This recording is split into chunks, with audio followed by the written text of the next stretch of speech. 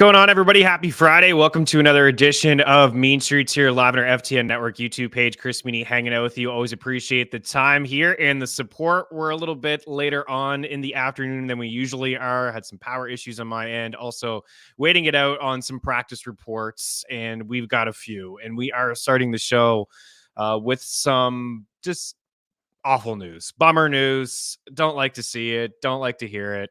But Joe Burrow is officially done for the season, a torn ligament in his wrist, I do believe, could be his thumb.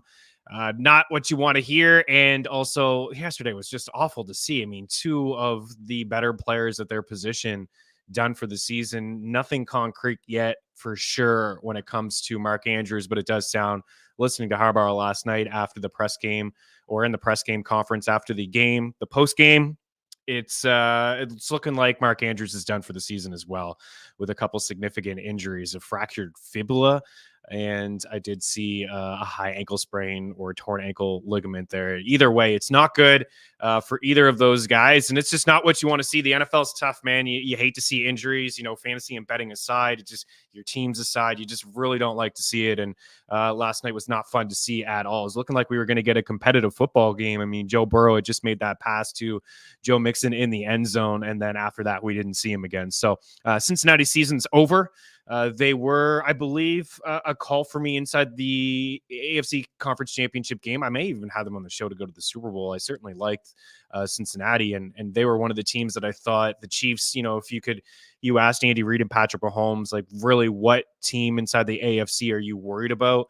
They may have said Cincinnati and Joe Burrow. I mean, that's the one quarterback and team that I've seen beat Patrick Mahomes. I'm not talking about New England and Tom Brady.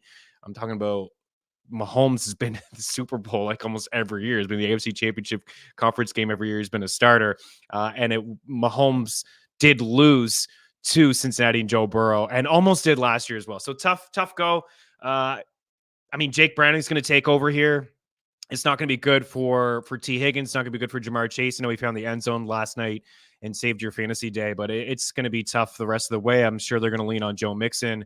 But how efficient is he going to be, and how efficient are they going to be moving the football? It's a tough go. As for the Baltimore side of things, there's a lot of tight ends lately that have been picked up, and, the McBrides and Fergusons of the world. I think, immediately you think of Isaiah Likely. I do. I have Andrews in one league, and sidebar here story, and we got a lot to talk about here today. We're gonna have some starts and some sits and picks against the spread, some touchdown calls. We have some props for you as well. We'll take any fantasy football questions you have here heading into week 11. But Mark Andrews, actually acquired him earlier in the season. I think I traded Kyron Williams, and then I had an offer for Mark Andrews. It was like Michael Wilson and David Njoku. And I was like, it was when Watson went down. I was like, I don't think I can do this. I don't really want to roll with Njoku the rest of the way. I was intrigued with the Michael Wilson because I've been talking about him on the show as a buy low candidate in dynasty leagues and then as a keeper league. And I was intrigued with his outlook, and I turned it down, but now I wish I didn't. But them are the breaks. That's what happens. As for last night, I don't have a ton of takeaways. We did okay with some of the props. I mean, we had Mark Andrews, right? It seemed like we were on our way to get Mark Andrews the catch prop and the receiving yards. He had 2 for 23. He went down pretty early in that football game. OBJ, right, continues to trend up and looking like the old OBJ. I know he left the game with a injury, but I think he's going to be okay. I believe that they were just being cautious with him, up a couple scores in that game, but 4 for $116, a long catch there of 51, and just a bogus call, which would have been a Zay Flowers touchdown to the house. I still don't know why that flag was thrown in that game. We had the Lamar Jackson rushing yards. He continues to ball out. I think it's 50-plus rushing yards now in 8 of 9 games against Cincinnati. Just something to keep in the back of your mind. I mean, you're always going to start Lamar Jackson. You're always going to think that he's going to run for a few yards, but he did again, even on what looked like a bum ankle a little bit, right? He got tackled and he was limping towards the end of that game, but he still ran a little bit here and there. Gus Edwards continues to find the end zone, right? Gus Edwards has more rushing touchdowns than Christian McCaffrey. It's a thing. Yeah, it is a thing. Gus Edwards, I'm pretty sure that's a thing. I was looking last night. I got to just double check to see if I can't be given fake news here on the show. It is true. 10 rushing touchdowns, and CMC has 9. Raheem Mostert has 11 there. So We did see a little bit more Keaton Mitchell, which is something that we thought would happen. He had 8 for 33, didn't get the rushing yard prop. He had a long of 21. He caught a pass there for 8. He started off slow. I think the first 2 carries he had, he was stuffed, some negative yards. They were leaning on him in the third quarter, and I thought we were going to get that. And then late in the game, they just give it to Gus. I mean, that's going to be their closer. Maybe just why not let get into a groove now here in the last few weeks of the season. If you're the Ravens and they've had a few issues closing out football games this year. Their 3 losses, they blew leads in the fourth quarter. So they had Gus Edwards. They leaned on him a little bit, and he had the 2 touchdowns there.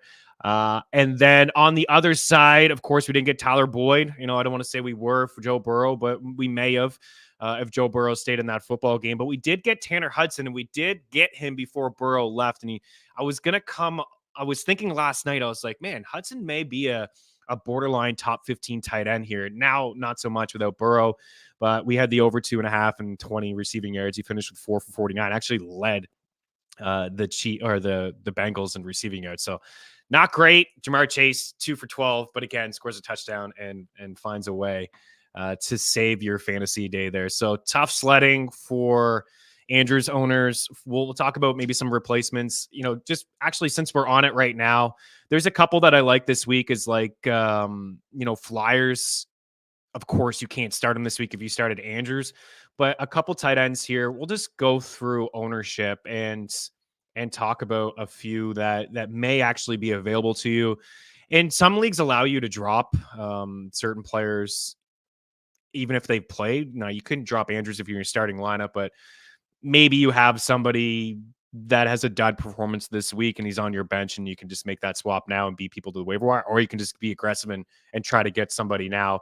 So I'll start here with like 70%. I'm assuming McBride and Taysom Hill, these guys are owned. Logan Thomas, Luke Musgrave is the guy that I'm going to talk about here today as a potential start against the Chargers. 43% ownership. He's somewhat, I would go to him now and try to get him. Pat Freiermuth, I just don't see the volume being there in the Steelers offense for anybody outside of Deontay Johnson at the moment. So I would take Logan Thomas ahead of him, Luke Musgrave ahead of him. If you could maybe stash Dallas Goedert if he was dropped. I know he's not on IR. He's not going to play this week, but maybe you can just wait. I think he'll be back come playoff time. Isaiah Likely would be the one if you can't get any of these other guys.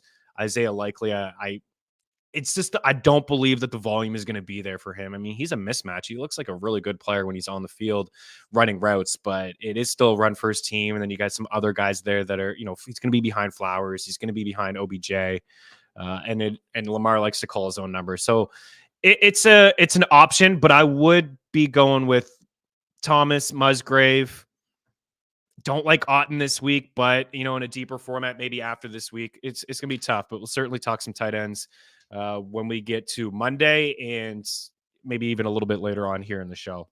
I want to say what up to the crew, and we're going to get after it here with some props and some picks, and we got a whole lot of stuff to talk about here today. So, Mr. Nice Guy, what's going on? Welcome in. Happy Friday. Daily Handles in the house. Good afternoon, Means, and everybody. Hopefully everybody is okay in Scotia. Yeah, there was an accident, and I think that's why power was out in my hood. We're supposed to get a storm here on the East Coast tomorrow, but I think we'll be okay. Mr. Nice Guy, I do appreciate that. Daily Handles. Some bad accidents. I was on the way to hockey last night, and there was an accident on the side of the road in the ditch. Me and a buddy had to get out and make sure this girl's okay, and call the fire department and the police, and luckily she was okay. But man, slick roads out there, especially for the East Coast people at this time of the season. Lost Mark Andrews. So yeah, what are you doing? Who's available in your league? What you're gonna pick up? Jonnu Smith. That's okay. It's not awful. Actually, I didn't even really consider Jonnu Smith, but I mean, he's having better games than.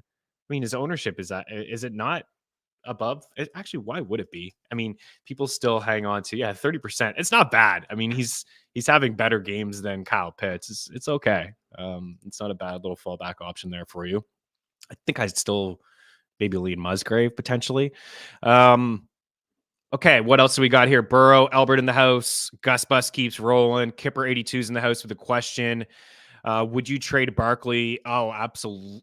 Would you trade for Barkley in a 12-man PPR league? No, I wouldn't trade Barkley. I have some concerns about Saquon. I do have him as a start this week. Believe it or not, I had him as a sit last week against the Cowboys. It just didn't feel like he was going to be able to do too much. And he had 6 fantasy points. My issue with trading for Saquon Barkley is this Giants team is awful. They can't move the football. They're dead last basically in every category: passing yards, points, rushing yards, and inexperienced play at the quarterback position. You got Washington and New England here over these next 2 weeks. Then you got the bye week 13. And then Green Bay is a good matchup week 14. But in the playoffs, this is almost as tough as it gets for a running back. Got the Saints and got the Eagles. The Saints allow the 4th fewest fantasy points to running backs, and the Eagles allow the fewest and the fewest rushing yards. They don't give up a whole lot on the ground. I don't expect the Giants to be able to move the ball all that much against the Eagles when those two teams play at the Lincoln week 16. And then the Rams, you're lucky enough to get there. The only thing I will say about this is if, like, maybe it would be an okay buy if you were in a really good spot, like you're going to make the playoffs and Saquon's like your flex play. But even still, I just don't think that. Okay, you're thinking about moving. I would move him for sure.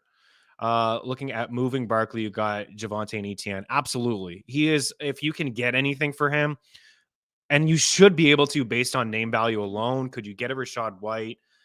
I would be interested in Rashad White. This is one guy that comes to the top of my head. Jalen Warren. I would move him for something else with a higher ceiling at the moment for Saquon. Plus, you got to deal with that bye right before playoffs. Yeah, try to move on from him if you can. Any other questions, you guys can certainly leave them there, and we'll get to them here on the show. We're at the 12-minute mark, and we're going to talk. We're going to save the start and sits here. Actually, you know what? Let's just get into the start and sits, and we'll talk about some picks. I'm changing my tune already because I think that these odds will change. I got a lot of props. Let's just get after the props right now. So I think that some of these odds will change. So let's do it now. Let's lock them in. Especially you see the last 3 on the bottom, which is the Monday Night Football game. We'll keep those 3 in mind. Just, I don't know. It's not like, hey, there is something to be said about getting in early for sure. And when we preview the Eagles and the Chiefs on Monday Night Football, these lines will have changed.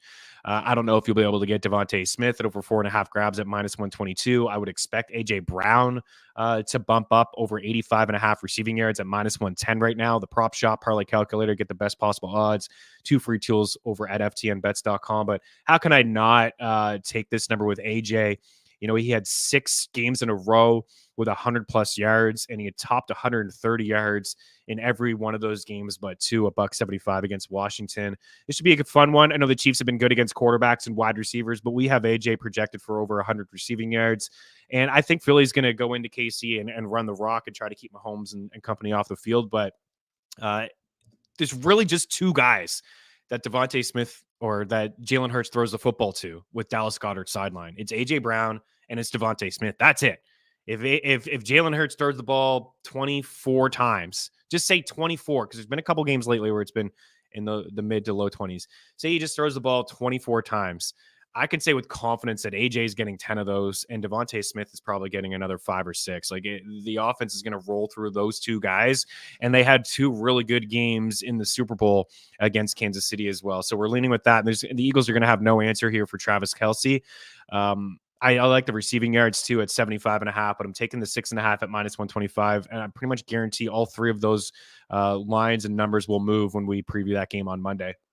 Let's look at the top, though, and we'll start here with some Sunday football games. You got Terry McLaurin sitting there at 4.5 catches at -114 and over 58.5 receiving yards at -115 as well. It's been an up and down season for Terry. Last week they played Seattle, and I expected a little bit more from Terry in that game, but he's got a matchup here against the Giants. He had 9 targets, 6 grabs, and 90 receiving yards the last time he faced them. And the Giants they're just a mess. And I wonder how much Sam Howell will throw the football, because he does enter this week leading in the NFL in passing yards and passing attempts. But will the Giants be able to keep this game competitive competitive enough where Howell's actually dropping back and throwing 40 times. May not be the case. There's no Gibson this week. They're going to lean on Brian Robinson Jr., but I like this number. I think we can get here. I like both props, the 5 grabs and the over 58.5 receiving yards. We have him for over 60 in our projections. As for Amon-Ra St. Brown, this guy's just been, he's been a moneymaker. I don't know how we can't take this. 84.5 receiving yards. He's got 100 yards in 4 straight games and 6 of his 8 this season. He's the new Cooper Kupp. He really is, man. He's a great route runner. He's fantastic with the ball in his hands. He's explosive. Goff, I guess you get the Goff and Kupp connection from the old days. I don't know. It kind of reminds me of Cooper Kupp when I watch him play. He is a walking 100-yard wide receiver, and I'm going to take this every time. It was 84.5 last week as well, and we got this. So maybe Justin Fields can push the pace and keep this game competitive. The lines opened up as 9.5-point favorites now. I'm seeing 7.5 in some spots, and I do believe that's because Justin Fields and Khalil Herbert are going to return for the Bears this week. As for Jaylen Warren, we've said this all year long that the uptick is there for Jaylen Warren. At least over the last few weeks, we've seen the uptick, more snaps, more carries, 11 for 88 2 weeks ago. Last week, 15 for 101, had a touchdown. I don't believe that Najee Harris is going away. I still think that there's a real possibility he could be the goal line back still. But Jaylen Warren deserves more touches. I was looking for his rushing attempt prop. I only saw 9.5 at FanDuel. I'm going to keep an eye on that. I've had some success over at FTNBets.com lately with the rushing attempt props. For example, Josh Jacobs at 16.5 over the past couple weeks, got like 55 touches over the last 2 games. And Javonte Williams was at 13.5 last week, and he's got over 40 carries over the last 2 weeks. I think Warren's going to get 10 to 12. The matchup is not great. It's okay. Like, the Browns are awesome, right? Defensively, they're great. They have given up a couple explosive runs, but this is a very small number at 37.5 rushing yards. I think he can get in the 40s here if we give him 10 to 12 carries. Piss poor quarterback play on the other side of the football game here. I don't expect Cleveland to be able to move the ball. Maybe Pittsburgh's defense puts them in good situations to score. It's a low total at like 33.5, and I would be surprised if we got in the 40s here. Maybe they lean on the run game if they're up a couple scores. We know, after all, that the Pittsburgh Steelers are a run-first offense. I just got a notification here. It is, okay, Jalen Hyatt is healthy. That's great for all the Giants fans out there. He is not going to touch anybody's starting roster. Hyatt, maybe a buy low in Dynasty Leagues. Got to figure out what they're going to do at the quarterback position. A bad move, man, giving all that money to Daniel Jones. Anyways, Luke Musgrave here and Jake Ferguson. Jake Ferguson's here. We just keep riding with Jake Ferguson. Like, this is a guy that is definitely rostered now. McBride, these guys are top 12 tight ends. Jake Ferguson, George is giving me like some signs in the background here. Maybe the board's up too long. Maybe nobody wants to see my ugly mug. We can put that board back up in a second, but those listening on iTunes and Spotify are like, what's going on here? Hopping over the YouTube page, right? We got lots of great content on our FTN Network YouTube page. Subscribe for free. Jake Ferguson, touchdown to 3 straight games, right? Touchdown to 3 straight games, got 4 in the season. He is Dak's number 2 guy. Brandon Cooks had a great week last week. Good week.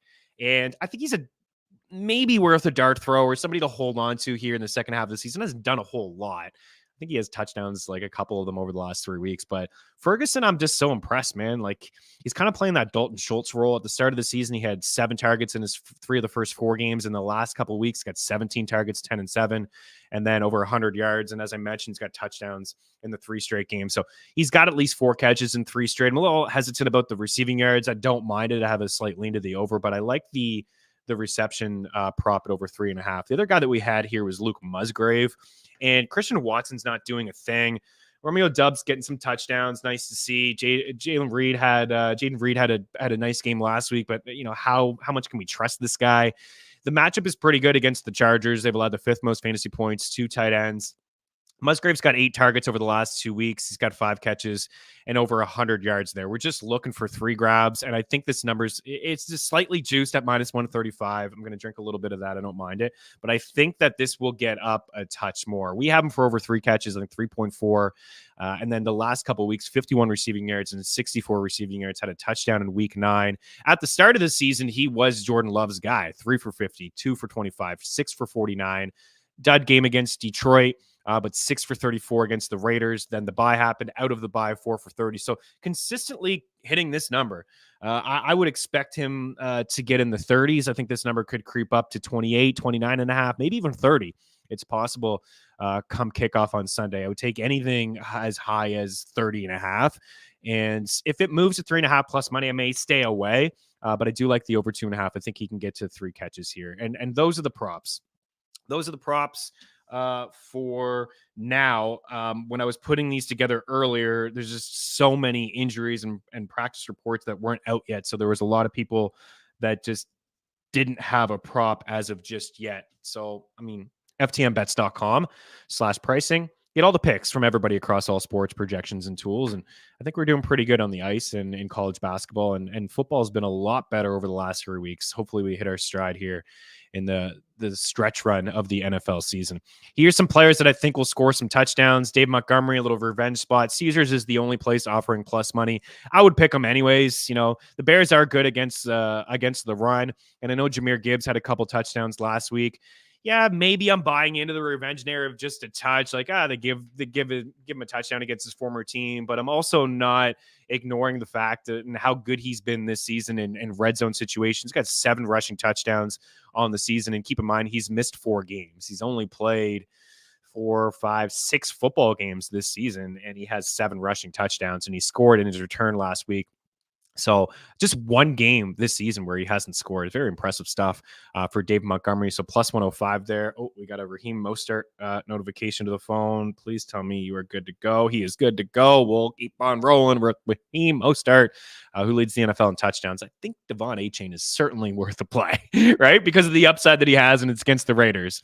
I think both guys are top 12 running backs this week. Cooper Kupp at plus 120. I like that. Stafford's returning here, and that's good news for everybody named Cooper Kupp and Puka Nacua and Rams fans here. So I know that it's been a couple dud games for Cooper Kupp, and there was even a dud game or two with Matthew Stafford, but let's see these guys this week against Seattle. I like the plus 120 play here. We're used to getting Cooper Kupp at like minus 140, minus 145. We just kind of bypass it. Jalen Waddle at plus 120. I think that Waddle finds the end zone as well. I was going to come with his catch prop. It's 4.5. It's at minus 130. It's another one that I like. I have in the bet tracker, but I left it off the board. It's been an up and down season for Waddle. The matchups are really tough as well in the fantasy playoffs. He's got the Jets, Cowboys, and Ravens. Really, really tough. And plus, he's got the Jets week 12. So I'm not saying to sell, but I don't know. Like you could maybe get something better. I'd say just keep because of the upside is so high, but those matchups moving forward are really, really tough. But he does have 3 touchdowns over his last 5 games. Been more involved over the past couple weeks. 12 targets in week 8. He's got at least 9 targets in 3 of his last 5 games, which he only had 5, 6, and 5 over his first 3 games. I think he was dealing with an injury. Brandon Ayuk, when Debo's back, Purdy rolls and everybody else in the offense eats. It's only the 3rd touchdown of the season for Brandon Ayuk. He had 2 in week 1, but I like him against the Bucs here. It's a really good matchup. The Bucs are among the leaders in passing yards allowed and passing touchdowns and fantasy points allowed to wide receivers. So Ayuk at plus 160 is not bad. Rashee Rice, we just do this all year. It's been sometimes good, sometimes bad, right? 4 touchdowns for Rice. He's among the leaders in red zone targets. He's got 3 touchdowns over his last 5 games. The Eagles have struggled against wide receivers.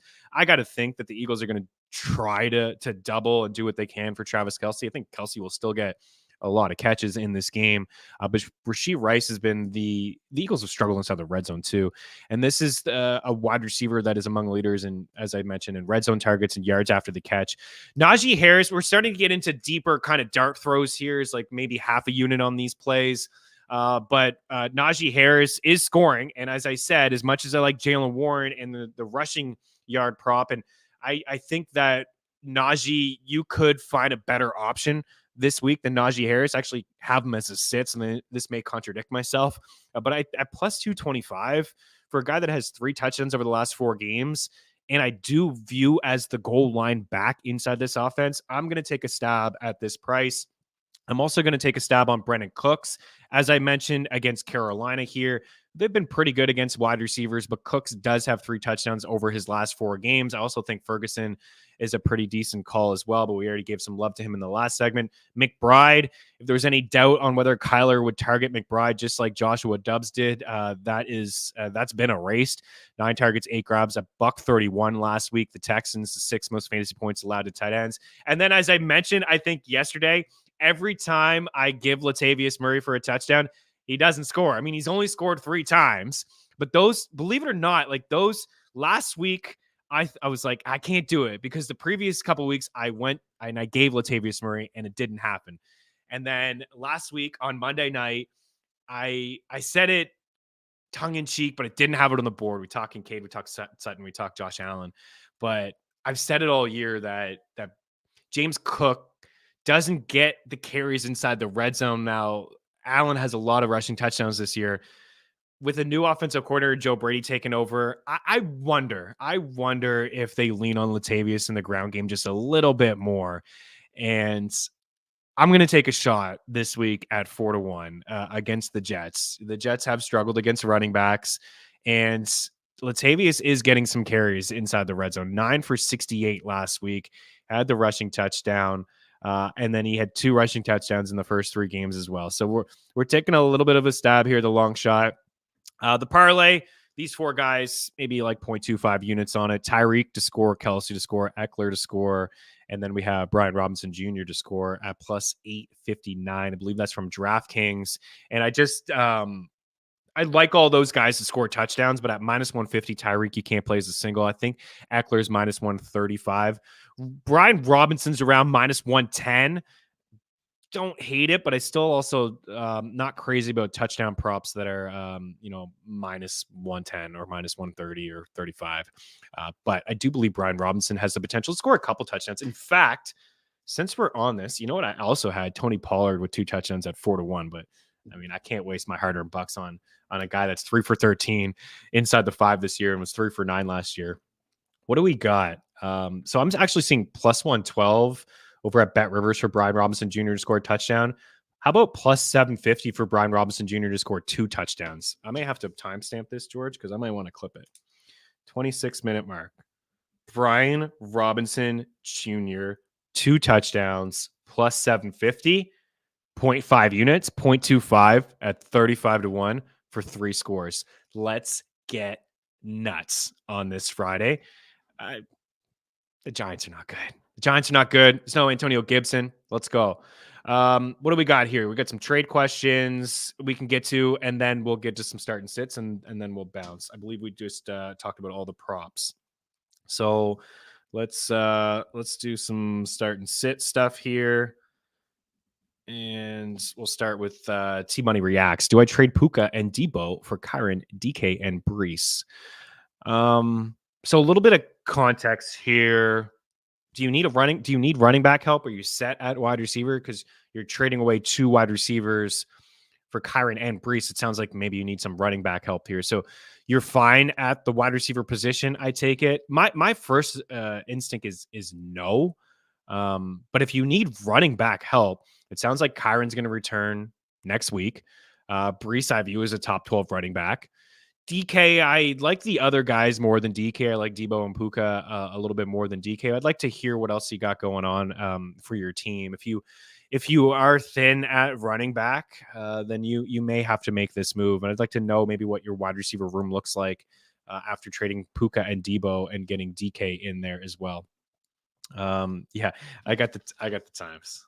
Look at this. Look at this sheet. Look at this sheet from the other day. Holy crap. EY is like calling goal scorers left, right, and center. So I usually get the timestamps here. You're leaning no. I kind of lean no as well, but if you need the running back help, sure. Would you play Josh Allen versus the Jets or Sam Howell versus the Giants? Oh, wow.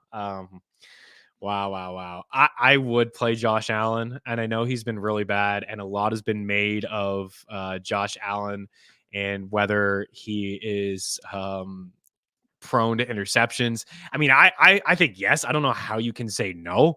I don't care that people in the media say that he's had 3 or 4 bad throws all year. I mean, we have the tools at FTNFantasy.com. We have interception-worthy throws, interception percentage of throws. He's not near the top in terms of percentage of throws. I think it's like 3.4% because he tosses the ball quite a bit. But he is near the top in interception-worthy throws, and this is a really tough matchup against the Jets. I would play Josh Allen because of the upside. It would just pain me to see Josh Allen have 3 or 4 touchdowns on my bench. Like, you drafted him that early for a reason. He's got QB1 overall upside. He's right there anyways. He leads the NFL in touchdowns. Excuse me. He leads the NFL in touchdowns. So the matchup is really tough. I got a couple things written down here that I'm not saying that the question is a bad one, because over the last 3 games against the Jets, he's got 2 touchdowns and 5 picks. He's been sacked 13 times. His last 4 games against the Jets, the yards per attempt, 5.8, 5.46, and 5.3. His passing yards, 236, 147, 205, 239. The completion percentage was 70 in the first game of the season, but he did toss 2 or 3 picks in that game. And the completion percentage in the 3 previous games against the Jets, 59, 52, 53. I get it. Howell is the start for me. Howell leads the NFL in passing yards and passing touchdown and passing attempts. The Jets, surprisingly, their pass defense has been okay, right? It has been a little bit better. You go look at the last time Sam Howell played the Giants, excuse me. He didn't do anything. I mean, I'm pretty sure they lost and they scored 10 points. And I know Brian Robinson didn't do anything either. I'm counting on a different game here. What did Sam Howell do against the Giants earlier in the season? 10 fantasy points. It was the second worst performance of the year. He had 249 yards and didn't throw a touchdown. He's been money ever since. I mean, 3 straight games with 300 yards. But I would play Allen, man. I think you got to play Josh Allen. He runs one in and tosses a touchdown. He has a decent day for you. We'll see what this offense looks like. It's a tough spot. I get the question, but it would just kill me. It would kill me to tell you Howell. Like, it would kill me. It's not even my own team. It would bother me to tell you Howell and Josh Allen had a 3 or 4 touchdown game, which he could possibly do. Like, that's the ceiling that he has. And I know you know that, Mr. Nice Guy, but I wouldn't get any sleep at night over that, let alone my own fantasy team. I would start Josh Allen. Who should I start? Rice, Evans, or Puka? I mean, Evans is in a tough spot against San Fran. I like Rice as a start this week, but I don't think there's enough consistency or the ceiling is high enough to roll out Rashee Rice. Puka Nacua against I would play Mike Evans, man. I really would play Mike Evans. And I know, Carson, it's against the Niners. But correct me if I'm wrong. I'm pretty sure, 9th most fantasy points allowed to wide receivers. They've been a stout defense really all year long. But I would play Evans, man. I would take the ceiling for Mike Evans. He's succeeded in tough matchups already this season. He's having a really good campaign. He's got 3 touchdowns over his last 4. He's got 6 on the season. Can really only 2 dud games for him overall, against Lattimore in week 4, which those guys have a history, and Lattimore has gotten the best of them for the most part. And then against Detroit, it's been some other tough matchups here where he's excelled. He had Darius Slay in week 3. He had 5 for 60 and a touchdown. I'd play him. He's a full go in practice yesterday and today. So that's where I'm at. Want me to share the projections with you? Let me share the projections. And we'll do start and sit because I got a couple as well. And Derek Knowles got a question here for us, and a good one. And I'm probably going to be alone on an island with that answer. We have Mike Evans as a top 15 wide receiver this week. We have him for 11.8 points and a half point setting. I wouldn't imagine. I'm bullish on Rice, but I think it's a risky play. Rice, we don't even have as top 40 wide receiver. And then Puka Nacua, we should probably have as a top 25. He's a couple shades behind Evans. 11.7 fantasy points to 11.8. I'm leaning with Evans. That's where I'm at. I don't think you can go wrong with the first 2. I think you're gonna be fine. Those first 2 guys. They both may be all right for you. So Derek Knowles checks in. Welcome in. Who should I start? Brian Robinson or Raheem Mostert? I would start I would start Brian Robinson, but I also don't think that you can go wrong here either. Raheem Mostert leads the NFL in touchdowns. He practiced in full today. He's active. The Raiders stink against running backs. He'll probably score. They'll probably both eat Devon Chan and Raheem Mostert. I think our projections probably have Raheem Mostert, and he may be the safer play. It may feel like he's the safer play. There could be a setback. It could be a H-hand show. It could be Tua airing it out against the Raiders. They could be up by 30 in the fourth quarter, and you're not seeing any Raheem Mostert at all. Brian Robinson has the backfield to himself this week. He should rack up 20-plus opportunities, carries plus targets. I think that he'll get 18, 19 carries. I think he can catch a couple balls out of the backfield. I like that there's no Gibson. I like that there's no Gibson this week. Let's go to the projections. We got Brian Robinson Jr. for 11.9 fantasy points. We have Mostert for 10. We have Raheem Mostert for 9 carries, 51. Ratcliffe's always pretty conservative with his projections. I think he's pretty low here on Raheem Mostert, and I'm sure he'll update once everything is official. There's always an update late Friday night, early Saturday morning in our projections, and I would imagine we'll see Brian Robinson Jr. with a little bit of a higher uptick, like 13 for 53. He's going to get more than 13 carries. I really do believe that. I'm going to be after the rushing attempt prop here for Brian Robinson Jr. And I know it was a dud game, but a lot has against the Giants. A lot has changed since that game against the Giants, right? I mean, no Daniel Jones, they can't move the football in New York. So I know it may feel a little uneasy considering Mostert's been so money. That's where I'm at. Chris Shank in the house. Javonte Williams and Tony Pollard. Great question. Oh, I'm a big Javonte Williams guy, a huge Javonte Williams guy. And we've finally seen the training wheels off of Javonte Williams, but I think that I would start Tony Pollard. I'm going to get into Pollard in just a second, because I actually have him as a start this week. And that's why I have him as a start this week, because there's legitimate questions like this. There's the struggles from Tony Pollard. And I know people may think it's obvious. And when I call him a start, and the TikTok crew will completely be all over me here, but it's right to bring this up considering what he has done over the past few weeks. And that's really just nothing. 2 games with over 15 carries, week 2 and week 3, double-digit fantasy points this week. If he doesn't get it, I mean, there are reasons to be concerned, but this matchup, Carolina, second most rushing yards allowed, third most yards per carry allowed, 15 rushing touchdowns, which is one off the league high. I get it. He hasn't had more than 72 rushing yards. I mean, he's done it once, more than 72 rushing yards, and that came in week 3. So I would play him though. And I know he's struggling in the goal line, in goal line scenarios, but 10.5 point favorites. Carolina can't move the football. They can't run the ball. They don't throw the ball past 10 yards. They're going to double blanket Adam Thielen. I think this is a game where they want Tony Pollard to get right. And I know like maybe that game, the thinking was last week for that game to happen for Tony Pollard against the Giants, which is the only game he's had a touchdown, the only game he's looked like, the Tony Pollard of last year, but he could do enough maybe with a couple catches as well to get this done. And it is a tough spot against the Vikings. I have both of these guys you're in a good spot, Chris. I have, this is my rankings this week: CMC, Eckler, ETN, Pollard, Jacobs, Javonte. So it is super close. And then I have both Detroit backs. We have Gibbs projected pretty high as a top 5 back, and Montgomery is a top 12. And both of those guys are top 12 backs moving forward. But Javonte, I really like. I just don't think I'm there, man.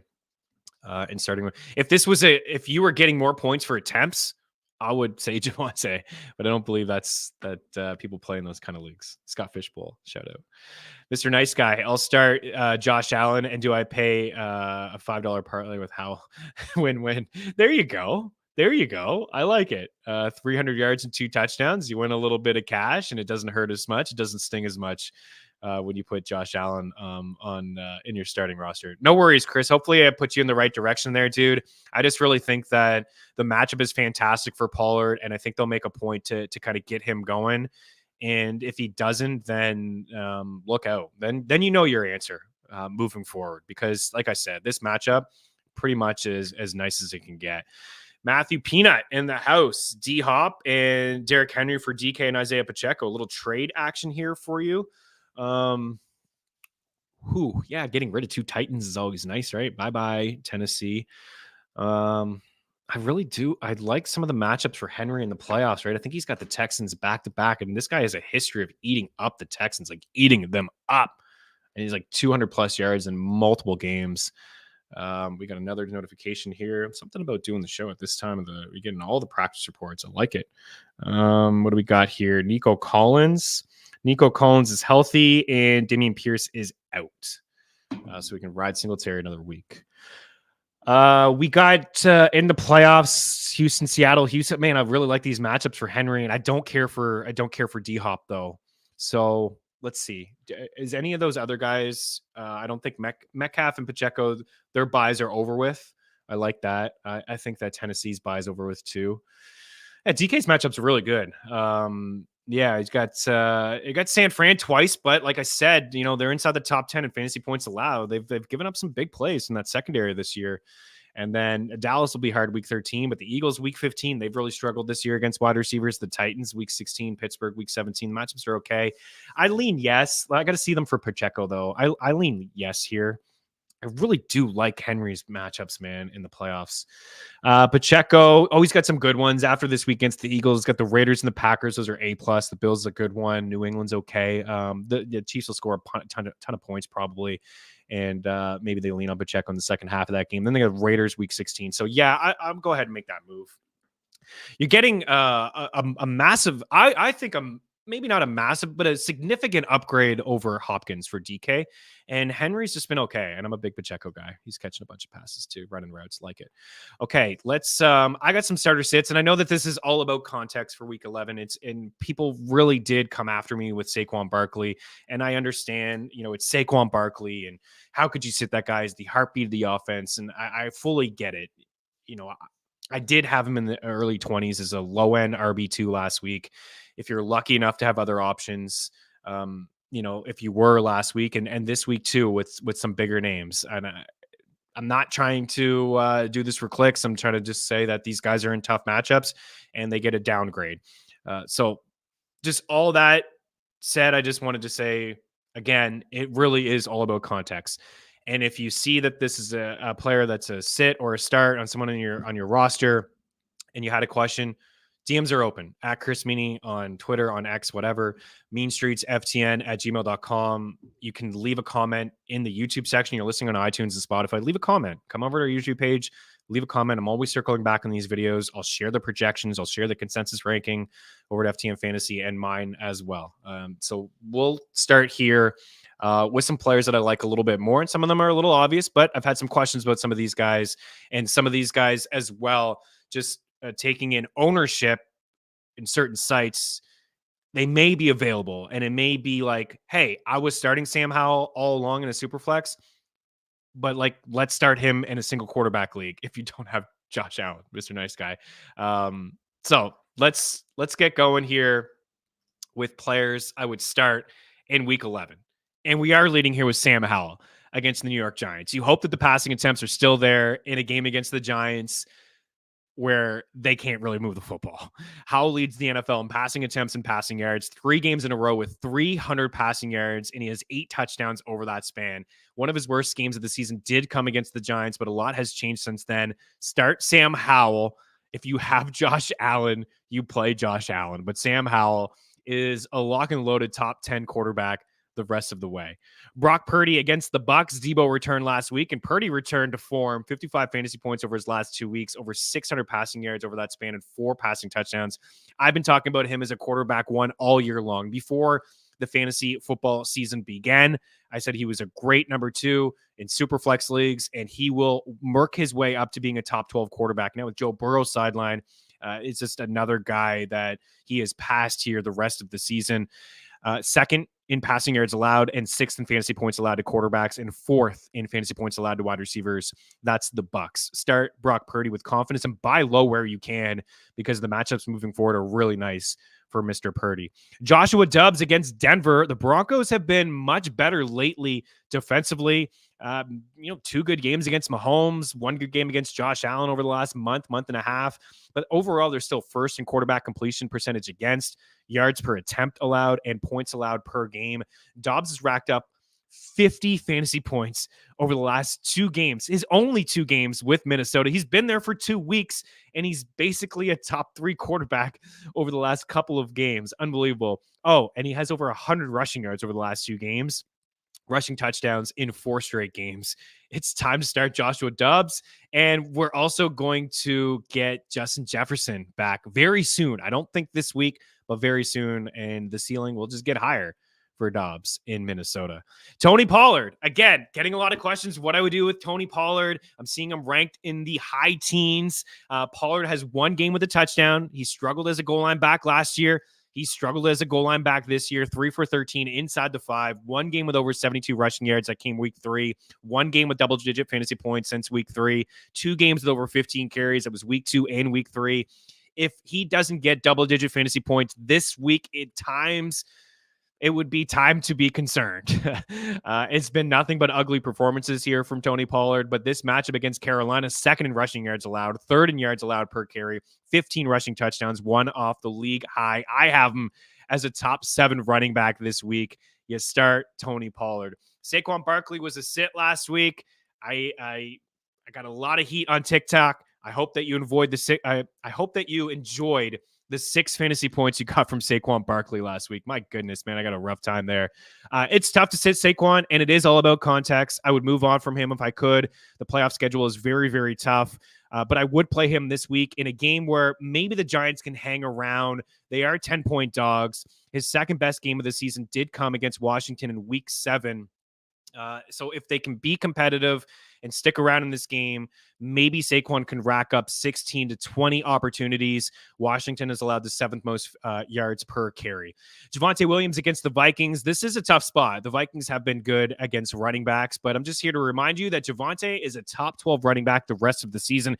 The training wheels are officially off. 48 carries over the last 2 weeks, 3+ grabs in 4 of his last 5 games. The Broncos playing much better on offense. I like Javonte Williams. This backfield seems like it's his now moving forward. Brian Robinson Jr., no Antonio Gibson. If you look at the game log, you see just 23 rushing yards against the Giants in week 7. A lot has changed, though, as I mentioned earlier. No Gibson in this game. Robinson could rack up 25+ opportunities. I like him to find the end zone, and they are 10-point favorites here against the Giants. They could lean on the ground game in the second half. If you're looking for a dart throw play at the running back position, Darrell Henderson against Seattle. 1 more week without Kyron Williams. Matthew Stafford is back, so it helps the offense overall. Henderson has split time with Royce Freeman, but it's Henderson who's catching balls out of the backfield. He has 6 grabs in the 3 games since Kyron's been out of the lineup here. And Seattle's allowed the 5th most points to running backs. I can't say with confidence that Henderson's going to get the goal line carries. It's been really 50-50 between him and Freeman, but I love the fact that he is catching balls out of the backfield. Another dart throw play here at the running back position. If Alexander Mattison is out of this game, I think that you can roll out Ty Chandler as at least a flex play for you. Last week, 15 and 45, and had a rushing touchdown, which is more rushing touchdowns than Alexander Mattison has on the season. Denver's allowed a league-high 30 fantasy points a game, 2 running backs, and 5.6 yards per carry. With Stafford back this week, you could feel a lot better about Puka Nacua, who was limited to a season-low 4 fantasy points in his last game. He's a top 24 wide receiver this week. Hollywood Brown was a disappointment last week. He almost had a touchdown. He was held to under 10 fantasy points for the 4th time in his last 5 games, but I think here in game number 2 with Kyler against the Texans, they've allowed the 2nd highest opposing quarterback completion percentage against and top 10 in passing yards allowed. I am playing Hollywood Brown as a wide receiver 3. And Justin Fields is back, which is great news for not only Justin Fields owners, but for DJ Moore owners. Get this, in 6 games with Fields, 97 yards per game, 5 touchdowns, and 20 fantasy points per game. In 4 games without Fields, 52 yards per game, 0 touchdowns, and just 10 fantasy points per game. So quick math, 45 more receiving yards per game and 10 more fantasy points per game. The boost with JF under center.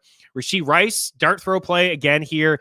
The Eagles are allowing 39 fantasy points per game to wide receivers. It's the most in football, 5th most passing yards per game.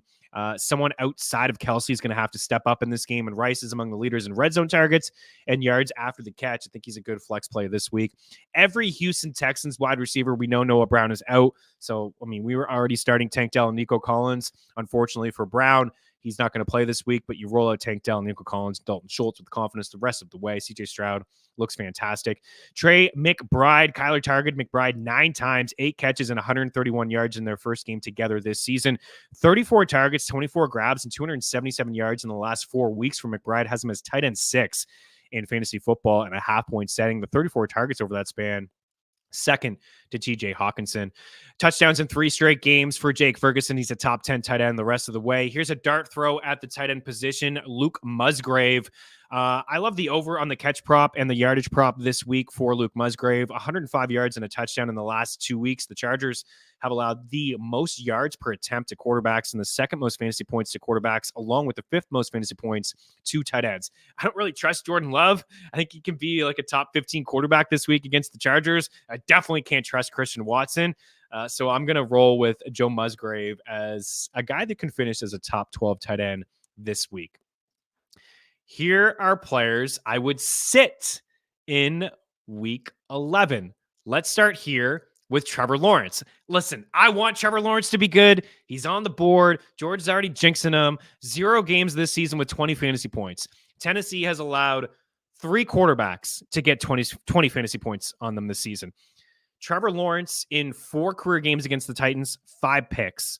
2 games with more than 1 touchdown this season, and not a game with more than 2 passing touchdowns for Trevor Lawrence. Not to mention, he has more interceptions than touchdowns over his last 3 games. You got to get rid of Trevor Lawrence. He's got Cleveland and Baltimore coming up on the schedule. Move on from him where you can. It has not been good for T-Law. Geno Smith was on the start list last week. We love Geno. It was his best showing of the season. Season high 25 fantasy points, 362 passing yards, and 2 touchdowns. But I don't like him this week against the Rams. Only 9 fantasy points and 111 yards in week 1 in this matchup. And just the home and away splits have been pretty significant for Geno Smith. Mostly a bad season overall. But his last 3 road games, 3 fantasy points, 13, and 8 fantasy points. Don't love the matchup. The Rams play them tight. I like Seattle to win the game. He could have 1 or 2 passing touchdowns, but I think there's some better options for you this week than Geno Smith. And Matthew Stafford. You know, I like Matthew Stafford overall. He's got 2 top 15 wide receivers. It's a good matchup for Darrell Henderson, but he could have a setback. He could be inaccurate with the thumb. I would look elsewhere, even in a super flex league. Najee Harris, you know, maybe he finds the end zone. He's scoring some touchdowns. 3 of his last 4 games, he's found the end zone, which really kind of saved his days in fantasies coming off his best fantasy performance of the season. We had him as a start last week, but I just don't like the matchup. And I don't like the fact for him that Jaylen Warren is getting in the way and trending up, looks better. And Cleveland overall is the number 1 rush GVOA defense, according to FTNBets.com. James Cook would love to see the Bills run the football here with the new offensive coordinator, Joe Brady, taking over, but I'm not sure that you can trust James Cook and until we see it. If maybe they start to give him more goal line attention, then he'd be a start for me. 12 for $109 last week, but went against the worst rush defense in all football in the Broncos. The Jets have allowed the 2nd most rushing yards per game to backs, but Cook has been a between the 20s runner all year. He's got 1 rushing touchdown. Latavius Murray and Josh Allen have a higher chance of scoring in the red area this week than James Cook. This is a guy where it's all about context. You may have to start him as an RB2 or a flex play, given the fact that he was basically a top 25 running back on draft day. Chuba Hubbard, you know, if Saquon Barkley was a sit last week against the Cowboys, you know that Chuba Hubbard is a sit this week against the Cowboys. I don't expect Carolina to move the football all that much. I don't care if Chuba Hubbard gets 20 opportunities. I don't think he's going to finish as a top 25 running back. All Chicago running backs against Detroit. It sounds like Khalil Herbert will return this week, but Deontay Foreman's been great in his absence, so it could be a timeshare. I like Foreman a little bit more than Herbert because of what he's done over the past couple weeks, but if you can avoid these guys, I would do it. Flex plays at best. Detroit has allowed the 3rd fewest rushing yards per game and the 5th fewest fantasy points per game to running backs. Amari Cooper, no Deshaun Watson, no Amari Cooper for me. Dorian Thompson-Robinson did not look good in his week 4 debut. I know it was against the Ravens, but this isn't a fantastic defense either. Or it is, actually. It's a pretty good defense. The secondary in Pittsburgh's given up some big plays, but this is still a tough spot. The Steelers can get some pressure on the quarterback. And in that game that Dorian Thompson-Robinson had, Amari Cooper had 6 targets, but just 1 catch for 16 yards. Now he has to deal with that pass rush. I would sit all Browns this week. It's a point total of 33 between Cleveland and Pittsburgh. And Amari Cooper's catch props like 3.5. So Vegas is thinking that it'll be tough for him to maybe even get 4 grabs. Adam Thielen against Dallas. This one may surprise some people. Adam Thielen's been awesome all year, especially in a PPR league. 10 targets last week, had 6 grabs for 42 yards. And I feel like that's kind of his ceiling in this matchup against the Cowboys. In a PPR league, that's fine. You're flirting with 10 fantasy points, maybe a low-end wide receiver 3 or a flex. But I think Dallas will double Thielen, blanket him, force Bryce Young to throw the football elsewhere. No other wide receiver on Carolina can get separation. Young has one of the lowest ADOTs, average depth of targets among quarterbacks. He doesn't throw the ball down the field. They have no run game. I view him as like a low-end wide receiver 3 or a flex play. I think that you have better options this week than Adam Thielen, especially in a standard or a half-point setting. DeAndre Hopkins against Jacksonville. Hopkins, decent matchup against the Jags, but only 12 fantasy points in his last 2 games with Will Levis. The first game with Levis was great. It was exciting. He had 3 touchdowns. We talked on the show about him being a sell-high candidate. I just don't think that you can trust Will Levis at this moment. 56% completion percentage, 6.5 yards per attempt. It's like a wide receiver 3, I think, at best. George Pickens, he's been on this list for a couple weeks now. All I'll say is last week was a little bit better, more targets. He had a couple plays called back, but against Cleveland, I just don't like it. The volume is not there. 6 catches, last 3 games, sub 10 fantasy points in all 3, and 6 of his 9 games overall. He may not even be worth holding on to at this point. Gabe Davis against the Jets. Davis, 2 or fewer catches in 3 of his last 4 games. He has struggled with drops all year long. Now he has to deal with Sauce Gardner. No thanks. Jerry Jeudy, it is time to drop Jerry Jeudy. 1 game with double-digit fantasy points since week 4. He's a non-factor. The fantasy community wanted him to be a thing like they wanted Cortland Sutton to be a thing last year. Well, guess what? Cortland Sutton is a thing this year, and Jerry Jeudy's a bust. You can't start this guy. Jacoby Myers against Miami, 5 catches over the last 3 games. Could maybe get a couple more targets this week with the Raiders being massive dogs against Miami, but we're not trusting Aiden O'Connell to get the job done here. Evan Ingram against the Titans. The Titans have allowed the second fewest fantasy points to tight ends. Ingram without a touchdown all season. Talked about the struggles with Trevor Lawrence earlier, just 2 games with 2 passing touchdowns. And for Ingram, he's only topped 45 yards once in his last 5 games. David Njoku, right? It's the same thing as we were talking about with Amari Cooper. Pittsburgh, 6th fewest fantasy points allowed to tight ends. No Watson. It's a big blow to the entire offense. And Cade Otton's been trending up. 3rd fewest fantasy points allowed to tight ends, though, the 49ers. And only 2 points last week, which came against the Titans. And we just talked about them allowing the 2nd fewest fantasy points as well to the tight end position. So there's your start and your sits. We've gone a little long, so we'll freeze up here a little bit. We're going to wrap up with any other questions that you have.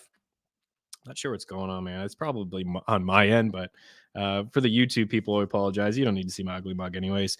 57-minute mark. We are going to do picks and props here and then get to any other questions. So just kind of rapid fire through my thoughts here with Detroit at 7.5. I was on the 9. I wish I waited out just a touch, but the 7.5, we got Jared Goff back at home, and Goff was great last week against the Chargers. It did happen to be in a dome. Goff is a great buy low candidate. Most of his games the rest of the season are inside a dome. Chicago's been great against the run, but this is one of the better 1-2 punches in the game. I think the best. I think we can say that with confidence, right? Gibbs and Montgomery, the best 1-2 punch in football on the ground. And in terms of fantasy, top 10 in points allowed to quarterbacks and tight ends, the Bears, top 10 in yards allowed per attempt, points allowed, quarterback completion percentage against. In terms of Detroit DVOA, they're number 4 overall, number 4 in offense DVOA, and defensively, they're a top 10 squad. We got Goff 3rd in passing yards, 4th in passer rating, 6th in touchdowns, 1st in touchdown interception ratio since the start of last season. That from CBS Sports. I stole that tweet from them. But this research I did on my own. Be proud of me.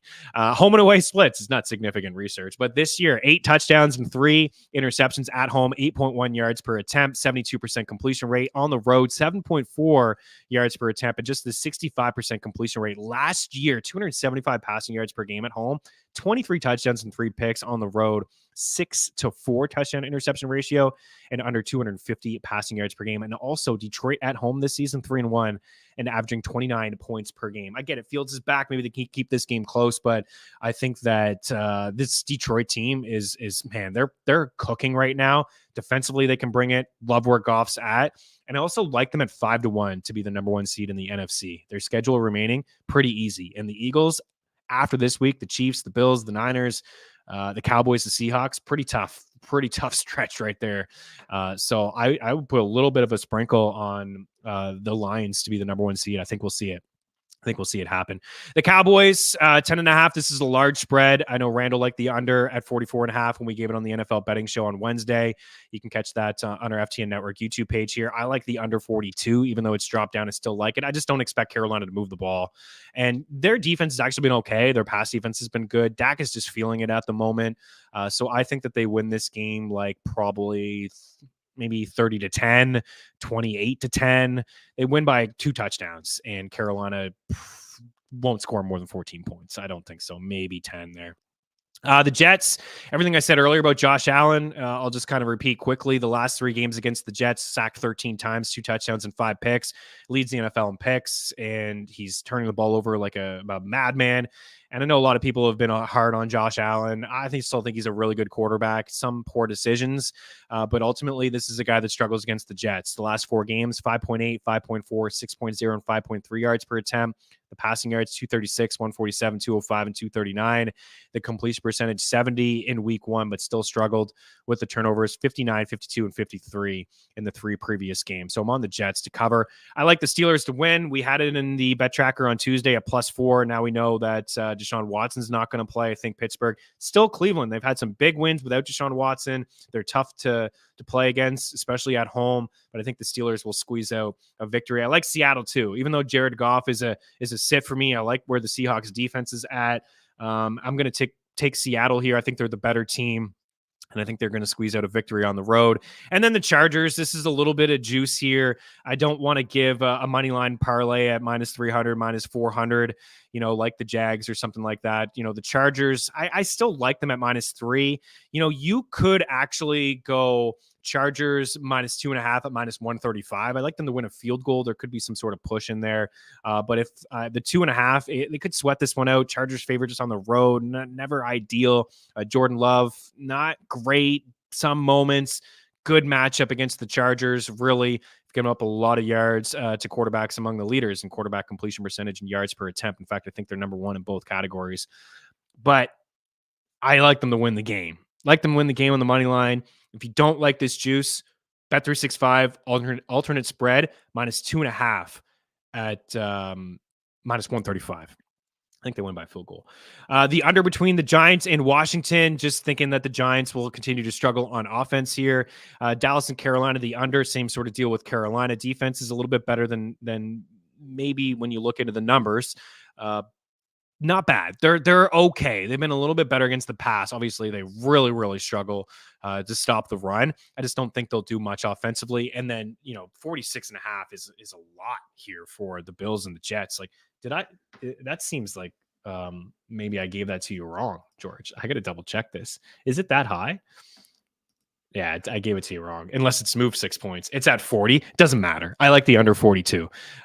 So if you see 46.5, take it. But if your book is offering 40 like most books, take that one too. Because the Jets haven't shown us much offensively, and the defense has kept them in a lot of games. And listen, I think that the Bills may change their philosophy a touch. I think that they should. Anyways, I've always said this, that they're just so one-dimensional. Run the football a little bit more. Buffalo, run the football. with some methodical drives here. You don't need to be chucking it all the time. The money line parlay, the Chargers, the Jags, the Texans, and the Bills, that's at plus 301. Here's the teaser. I like this one. I always like them. And there's always one team that just gets in the way. What team screws this, George? What team screws this one? Detroit minus 2.5. The Cowboys minus 6.5. Miami minus 8.5. The Niners minus 6.5. And the Bills minus 2. What team screws that one up? That's from Bet365, and it's 4-1. I dig it. I think we're getting out of here. There was a question from Daily Handle. Dallas is the one that screws it up. 6.5. Okay. Yeah, it could happen. I'd like to see them just lose. If they screw it up, just lose the game. Should I pick up Guyton or Michael Wilson full point PPR? I would pick up Guyton. I actually don't love him this week, but I pick up Guyton. Yeah. That's the one. Michael Wilson in like a keeper league, I'm pretty intrigued, and I just don't know. I need to see a little bit more with Kyler. I think Kyler could lean on him in the second half, but I think third option at best. We could see Guyton as the number 2 option here behind Keenan Allen with Joshua Palmer sideline. He's definitely ahead of Quentin Johnson, unfortunately. Meaney, Lazard, or Tony. Holy crap, Jordan Allen. Are you not watching Mean Streets? What kind of team is this, dude? Not watching Mean Streets, getting that PTP advice here? What are you doing holding on to Meaney, Lazard, and Tony? Sometimes it may be good, sometimes it may be shit.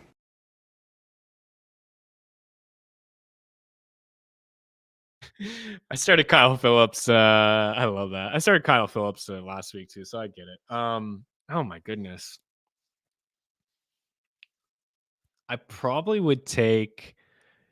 You don't have those guys, so why are you asking about those guys then? What, just for shits and giggles? Who's gonna have the better day?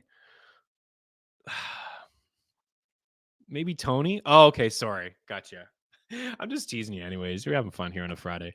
Go with Guyton. I got you. It was Guyton, Wilson, or Meaney, Lazard, Tony. I got you. I understand now. Go with Guyton. Yeah, I can't trust the other ones. Tony may score. It's possible he scores a touchdown. He did in the Super Bowl against the Eagles, but I would go with Guyton there. DK and Isaiah Pacheco for D-Hop and Derrick Henry. So that was the question earlier, Matt. I like the DK and Pacheco side. Even though I really like Henry's options. T-Law, man. My guy JP in the house. Sutton season. I know you offered me Sutton a couple times, and I turned it down every time. I probably should have accepted that deal. I just couldn't part with Cooper Kupp, and I know it was a package deal. And also probably should have traded you T. Higgins, eh? My goodness. Means he's giving me the phone emoji. All right, we're out of here, guys. We got to get going. Any other questions, hit me up at Chris Meaney, FTN, Mean Streets, FTN at gmail.com. Hopefully we got through everything. Picks, props, touchdown calls. We got some start and some sits in there. We know that the Cowboys are going to ruin things for us. We got to hide that. Let's sick of seeing Dallas there. Okay. Good luck, guys, in week 11. Picks be yours. Fantasy matchups. Hope you guys win them. We'll talk playoff scenarios on Monday. We'll tee up the Eagles and the Chiefs game. I know I didn't touch on that, but I do think that Philly's going to go in and win the game. But what do I know? I'm a homer. All right. We'll see you on Monday. Cheers.